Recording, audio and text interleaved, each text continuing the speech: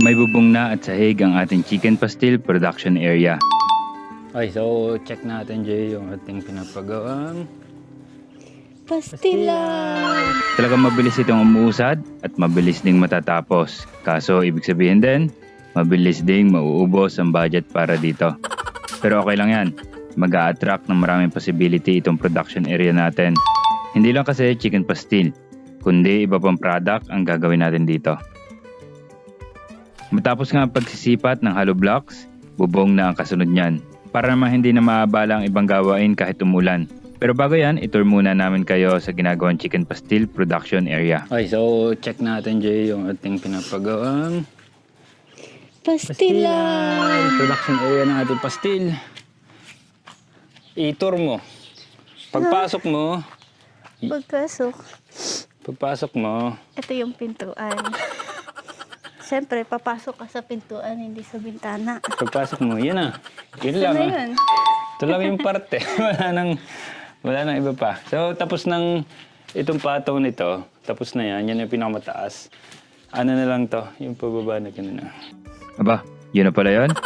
Ayun na yun. Wala namang iba eh. Rectangle lang ito na may kauntian na bintana at pinto. Yun na yun.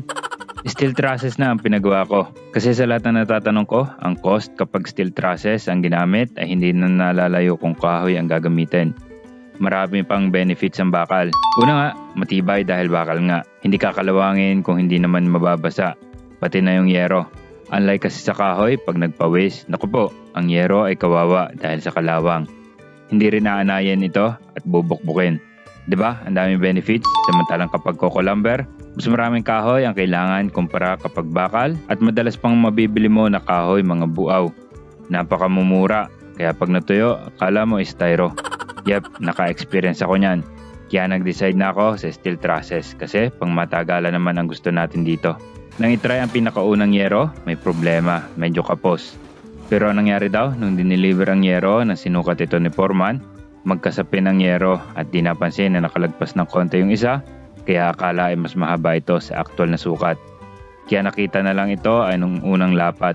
Kailangan kasing ikla ng trusses ulit dahil mababasa naman masyado at doon magmumula ang kalawang. Nasa lower side ang mas mahaba na part ng bubong dahil sa mataas na side naman, maglalagay pa ng subo para mas ma-minimize ang ampiya sa harapan ng production area. Madali naman itong remedyohan eh. Lahat naman ay nagagawa ng paraan. Ang ginawa lang, tinanggal ang 2x2 na bakal sa dulo at binawasan ng konti ang lower side para umikli ng konti ang trusses. Habang sa baba naman, nagtatambak na ang 2 labor para paghahanda sa pagbubuhos ng sahig. Nang matapos ang bubong, agad na binuhusan ng sahig. Dito, ang pinagawa ko ay yung smooth finish para madaling imap ang sahig. Sa ganito pala, sa una, bubuhusan muna ng rough. Tapos papatuyuin ng kauntian, saka papatungan ng isa pang layer na purong semento. Hindi pwedeng ipagpabukas dahil hindi na ma-achieve ang gusto na finish. Malapit na matapos, hindi lang chicken pastil ang magagawa natin dito. Sabi ko nga, mag-a-attract ito ng possibility, kaya kung kayang may ibang product pa tayo ma-develop dito, ay gagawin natin. So be it. Maganda yon para ma-maximize natin ang building natin na nagawa. Hulaan nyo mga off-duty ang sunod na product na gagawin natin dito. Excited na ako. Excited na rin ba kayo?